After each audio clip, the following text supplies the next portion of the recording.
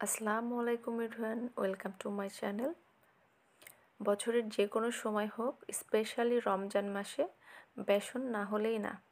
আজকের ভিডিওতে থাকছে কিভাবে সহজেই বাড়িতে বেসন তৈরি করা যায় এবং পুরো বছর জুড়ে তা সংরক্ষণ করা যায়।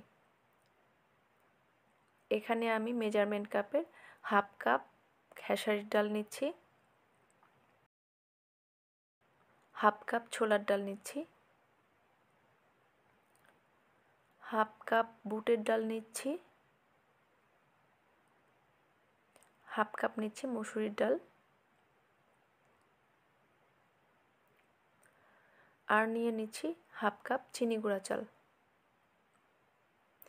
এগুলাকে আমি এখন সুন্দরভাবে মিশিয়ে নেব।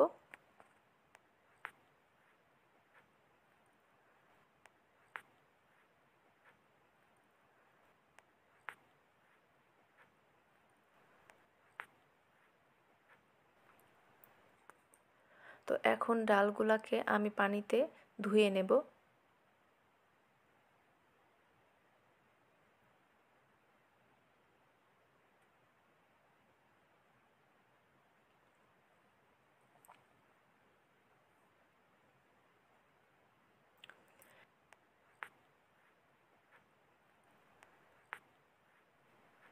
আমি ডালগুলাকে 2বার পরিষ্কার পানিতে ধুয়ে নিয়েছি। তো এখন স্ট্রেনারে আমি ডালগুলাকে পানি ঝরানোর জন্য রেখে দেব। রমজান মাসে যদি বেসনটা তৈরি করে রাখা যায় তাহলে কিন্তু ইফতারির জন্যে অনেকটাই সময় বেঁচে যায়।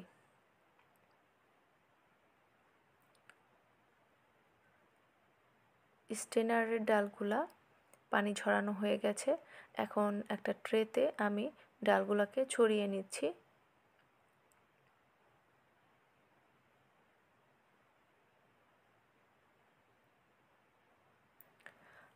আর এভাবে আমি ডালগুলাকে রোদ্রে শুকিয়ে নেব।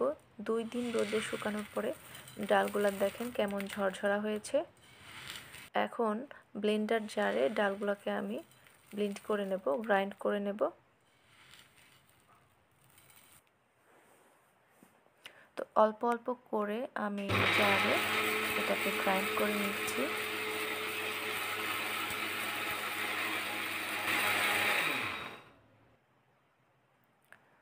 একটু বন্ধ করে করে বারে বারে এটাকে গুঁড়া করে নিতে হবে।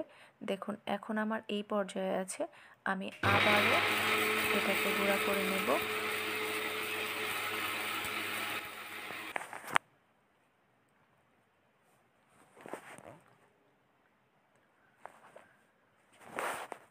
এই পর্যায়ে হয়ে গেছে। এখন আমি স্ট্রেনারে চেলে নিচ্ছি।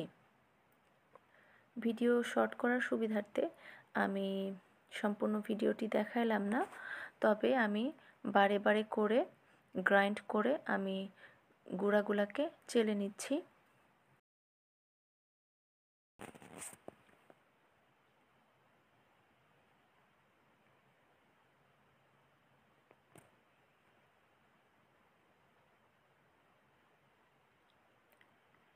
আর খেয়াল রাখবেন বড় যে দানাগুলা সেগুলা যেন নিচে না পড়ে। আমি 2বার চেলে নিয়েছি, তো এখন এই অবস্থা হয়েছে। আর এই কাচের জারগুলা আমি পরিষ্কার পানিতে ধুয়ে নিয়েছি, ধোয়ার পরে রোদ্রে শুকিয়ে নিয়েছি। আর এভাবে যদি আপনারা সারা বছর সংরক্ষণ করেন বেসনগুলা তাহলে কিন্তু নষ্ট হবে না, বা নর্মাল ফ্রিজেও যদি রেখে দেন তাহলেও কিন্তু নষ্ট হবে না। কাচের জারে বেসন তোলার আগে আমি আরও একবার ভালোভাবে শুকিয়ে নিয়েছি বেসনগুলা। আর ভিডিওটা যদি ভালো লাগে তাহলে আমার চ্যানেলটি অবশ্যই সাবস্ক্রাইব করবেন। আর কেউ যদি ফেসবুক পেজ থেকে দেখেন তাহলে ফলো দিয়ে রাখবেন।